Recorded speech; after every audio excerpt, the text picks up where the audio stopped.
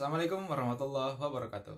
Halo Sobat Milenial, kembali lagi bersama saya Muhammad Rasul, mahasiswa kelas 3E, program studi budidaya tanaman hortikultura dari Politeknik Pembangunan Pertanian 2. Nah, pada video kali ini kita akan melakukan wawancara bersama owner akar hidroponik. Penasaran? Mari kita simak videonya. Baik, Assalamualaikum warahmatullahi wabarakatuh. Assalamualaikum warahmatullahi wabarakatuh. Bersyukur kita panjatkan kehadirat Allah Subhanahu wa Ta'ala karena atas limpahan rahmat dan karunia-Nya kita masih diberikan kesehatan dan kesempatan untuk berkumpul bertatap muka secara online di Zoom kali ini. Tanpa pula kita kirimkan salam dan salawat kepada junjungan kita ya Allah Muhammad Sallallahu Alaihi Wasallam. Sekadar informasi Pak, bahwa wawancara kali ini merupakan tugas mata kuliah kewirausahaan yang merupakan tugas pengganti ujian tengah semester. Tugas ini juga merupakan arahan dari Ibu dosen pengampu mata kuliah, Ibu Dr. Kartika Ikazari Z, MSI. Baik, saya lanjut saja Pak untuk wawancaranya. Pertama-tama, siapa nama Bapak? Oh iya, Bismillah, Alhamdulillah, Salatu wassalamu ala Rasulillah. Jadi nama saya Arisman M. Ya Pak, terus bisakah Bapak menjelaskan apa usaha Bapak saat ini? Ya, jadi usaha saya saat ini bergerak di bidang pertanian, dalam hal ini hidroponik, ya, sistem budidaya tanpa menggunakan tanah. Dan ini juga dikenal dengan sistem pertanian perkotaan atau urban farming. Ya, ini salah satu proses budidaya yang saat ini dan mungkin ke depan akan menjadi punya potensi yang besar di bidang agribisnis tentunya, karena kita berharap ke depan sumber pangan itu bisa didekatkan dengan masyarakat. Ya, umumnya kan sumber pangan itu jauh dari di mana berkumpulnya banyak masyarakat, rata-rata di daerah pedesaan, dan kita berharap dengan usaha pertanian hidroponik ini bisa mendekatkan produsen sayur mayur ke masyarakat, sehingga bisa kita memangkas biaya transportasi. Tentu ini salah satu hal yang menguntungkan juga. Dan ini usaha sudah dijalankan kurang lebih sejak tahun 2016, budidaya hidroponik, karena saat itu hidroponik juga baru berkembang, khususnya di Sulawesi. Saat itu mulai berkembang dan mulai menggeliat, saat itu mulai banyak dikenal oleh masyarakat. Alhamdulillah sampai saat ini. Selain usaha sayur juga, kami juga biasa kadang melakukan pelatihan hidroponik dasar maupun hidroponik lanjutan. Kemudian juga selain usaha budidaya sayur, pelatihan, ada juga usaha pembuatan instalasi hidroponik yang tentunya bisa memberikan nilai tambah dan bisa mengajak masyarakat juga untuk bisa lebih mengenal tentang budidaya tanpa tanah, dan di sistem pertanian model seperti ini semua orang bisa melakukannya walaupun dia bukan latar belakang dari pertanian. Ya, jadi semua orang bisa melakukannya. Itu mungkin, silakan ada lagi tanggapan atau pertanyaan? Pak, terima kasih Pak. Terus untuk sasaran dari usaha Bapak ini siapa saja Pak? Ya, jadi sebenarnya ini usaha kita sasar hampir semua kalangan, mulai dari yang paling kecil ya, anak-anak sekolah SD, tingkat SD misalnya. Jadi sasarannya kita adakan edukasi ke anak-anak sejak kecil bahwa ya, kita ini Indonesia adalah negara agraris yang memiliki luas lahan yang cukup besar, dan saatnya generasi muda saat ini atau anak-anak kita mulai kenalkan sejak dini tentang pertanian. Dan karena data yang ada yang kita telah ketahui bersama, rata-rata hampir petani saat ini itu usianya sudah 45 ke atas yang rata-rata mengambil peran saat ini. Dan kalau ini tidak diimbangi dengan adanya generasi muda yang kita siapkan saat ini, maka dikhawatirkan nanti tidak ada lagi orang yang bertani. Dan tentu kita tahu sumber pertanian atau pangan adalah sumber kehidupan bagi manusia. Makanya perlu untuk kita ajarkan sejak dini kepada anak-anak baik SD, TK maupun SD. Kemudian yang lain, para pemuda juga. Para pemuda kita kita berikan dorongan, motivasi untuk jangan meninggalkan sektor pertanian. Apalagi kita yang sudah lama belajar di pertanian, ya, termasuk di Polbantang ini, ya mudah-mudahan kita adalah yang menjadi pelopor, penggerak, ya, menghasilkan suatu karya, suatu hal yang bisa menggerakkan sektor pertanian di Indonesia. Termasuk waktu sejak COVID juga, alhamdulillah, antara sektor yang tidak terpengaruh dengan dampak COVID ini bahkan mengalami peningkatan, yaitu sektor pertanian. Ya, karena orang setiap saat orang butuh pangan, butuh makanan. Sehingga selama ada manusia, maka di situ juga ada peluang untuk kita terus berkarya dan melakukan usaha-usaha di bidang pertanian. Kemudian juga ya termasuk orang tua juga, ya orang tua kita sasar juga tentang pentingnya gaya hidup sehat, termasuk mengkonsumsi makanan yang sehat. Dan sistem hidroponik di antara bentuk pengolahan budidaya sayur tanpa menggunakan pestisida yang tentunya aman bagi kesehatan dan bisa memberikan pemulihan bagi orang yang menderita sakit. Kemudian juga ya dari pelaku usaha juga, usaha-usaha yang menggunakan bahan baku sayur mayur misalnya, seperti usaha-usaha roti ya, burger atau kebab atau yang lainnya. Jadi sebenarnya segmennya nih hidroponik sangat luas, tinggal bagaimana kita melakukan suatu inovasi, pendekatan yang sesuai dengan masing-masing objek yang kita akan adakan kerjasama. Ya baik, itu mungkin. Baik Pak, terima kasih. Selama menjalankan usaha ini Pak, masalah apa saja yang sudah pernah Bapak hadapi? Ya, untuk kendala masalah yang kita hadapi, dan tentu setiap usaha yang kita hadapi tentu akan ada masalah yang kita akan hadapi. Tapi dengan masalah itu kita semakin mengalami kedewasaan dalam membuat suatu sistem yang mungkin semakin lama semakin sempurna, semakin mendekati ke arah yang lebih baik lagi.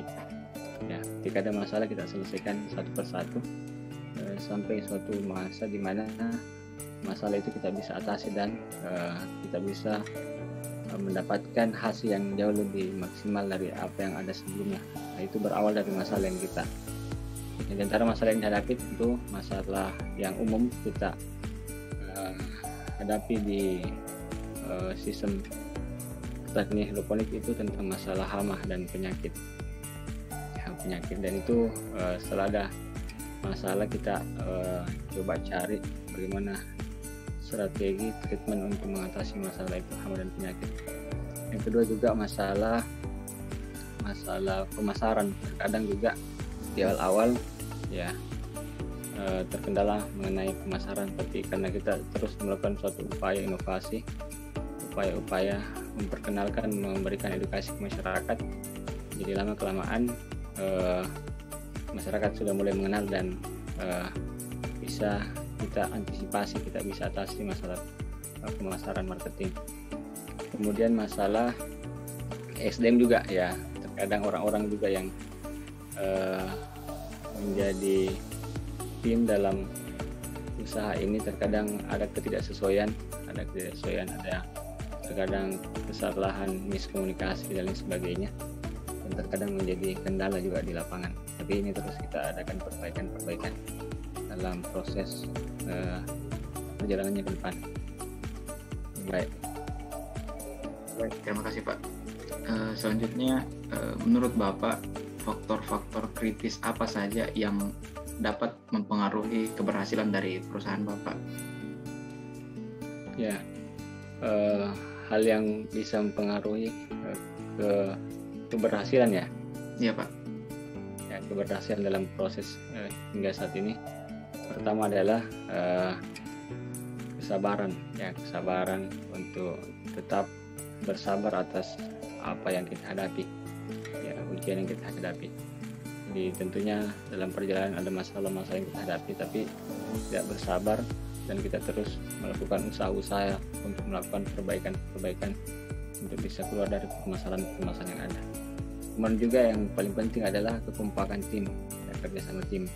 Ya, keberhasilan kita bisa raih kalau misalnya tim yang kita bangun itu bisa punya ritme, punya semacam satu jiwa, satu visi dan misi.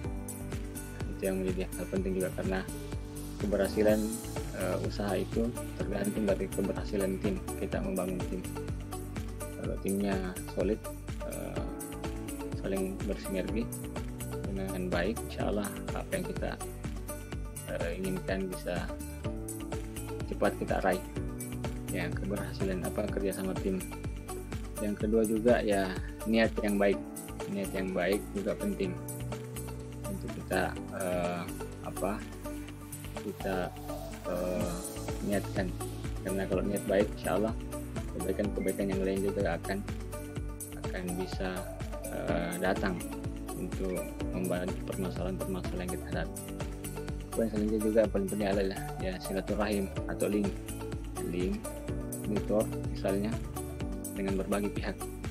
Dan terkadang ada masalah yang kita hadapi ketika kita bersilaturahim, pergi mengunjungi pengusaha-pengusaha lain yang misal dengan kita, itu kadang banyak pelajaran, banyak masukan yang kita dengarkan, kita sharing, dan itu bisa menjadi solusi permasalahan usaha yang kita lakukan. Ya, itu mungkin. Baik Pak, terima kasih Pak. Kalau menurut Bapak, faktor-faktor eksternal apa yang mempengaruhi perusahaan dalam bisnis Bapak? Ya, faktor eksternal yang mempengaruhi, pertama faktor keluarga tentunya, ya, atau orang dekat-dekat kita, ya, orang tua, misalnya suami atau istri, yang salah satu faktor juga eksternal yang bisa memberikan kita dukungan, support dalam menjalankan usaha yang kita kerjakan, ya, karena terkadang usaha yang kita lakukan kalau misalnya tidak ada support dari orang-orang terdekat itu kadang tidak maksimal.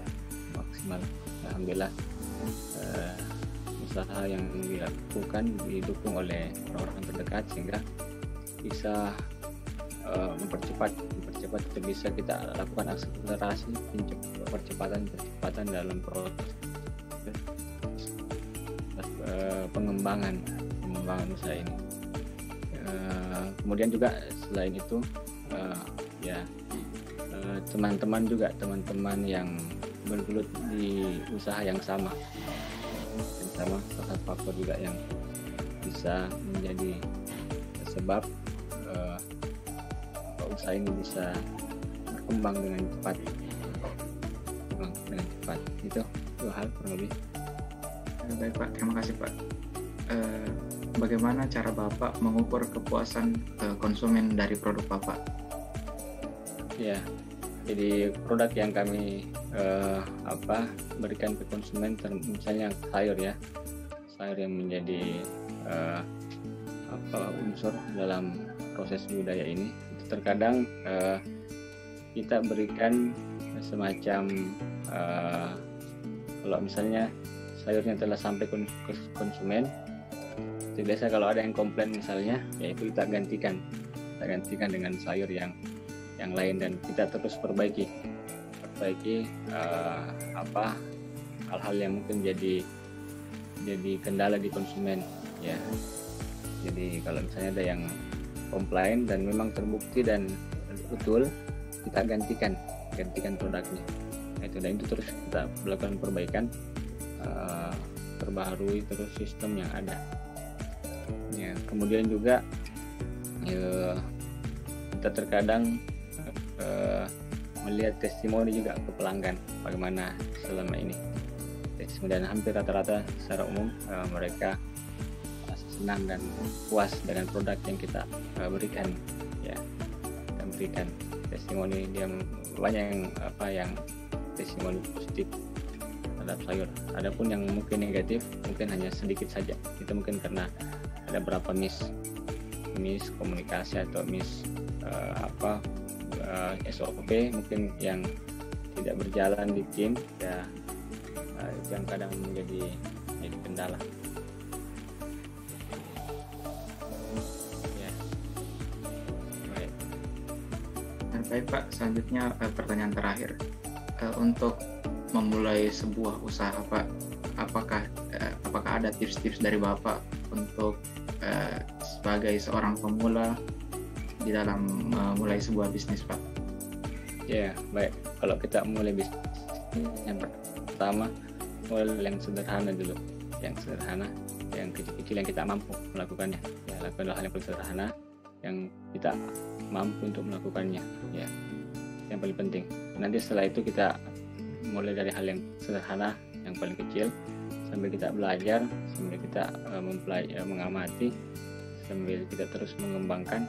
Nanti setelah itu baru mulai meningkat secara bertahap sedikit demi sedikit sampai suatu waktu kalau kita sudah siap mengembangkan dengan skala yang lebih besar, maka kita bisa lakukan.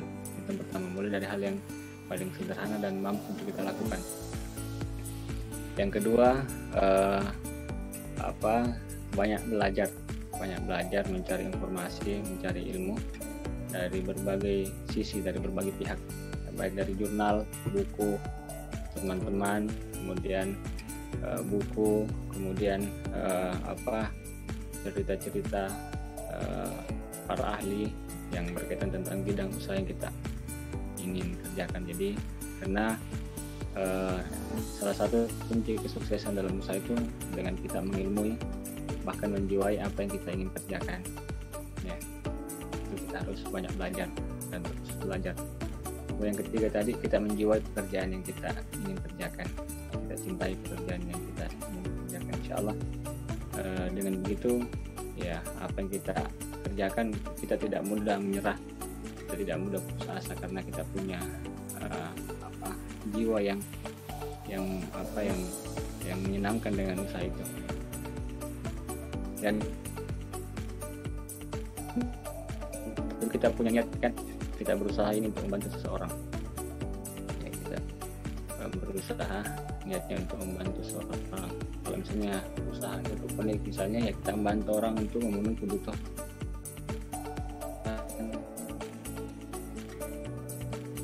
hidup lebih sehat. Maksudnya itu kurang lebih. Nah, baik Pak, terima kasih Pak. Saya rasa itu saja untuk pertanyaan tentang wawancaranya. Saya sebagai pewawancara mengucapkan banyak terima kasih kepada Bapak karena telah menyempatkan waktu untuk menjadi narasumber dalam wawancara saya kali ini. Demikian saya akhiri. Wassalamualaikum warahmatullahi wabarakatuh. Waalaikumsalam warahmatullahi wabarakatuh. Nah Sobat Milenial, berdasarkan hasil wawancara bersama Pak Arisman, kita dapat mengambil beberapa kesimpulan. Saat ini Pak Arisman sedang menjalankan 3 jenis usaha. Yang pertama, budidaya tanaman secara sistem hidroponik. Yang kedua, pelatihan hidroponik dasar dan lanjutan. Yang ketiga, pembuatan instalasi hidroponik. Nah, sasaran dari usaha tersebut adapun yang pertama anak-anak, kedua pemuda, 3 orang dewasa, dan yang terakhir itu pelaku usaha yang menggunakan bahan baku sayuran. Nah, adapun beberapa masalah yang dihadapi oleh Pak Arisman dalam menjalankan usahanya. Yang pertama tentang hama dan penyakit, dan yang kedua pemasaran. Namun mengenai masalah-masalah tersebut sudah mereka tangani dengan sangat baik.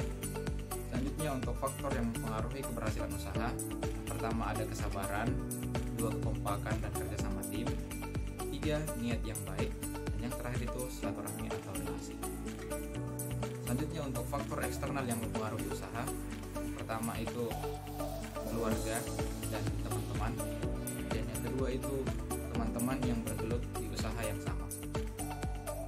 Nah, adapun cara mengukur kepuasan konsumen yang dilakukan oleh Pak Arisman, yang pertama menanyakan langsung kendala konsumen, lalu melakukan evaluasi, dan yang kedua melihat testimoni konsumen.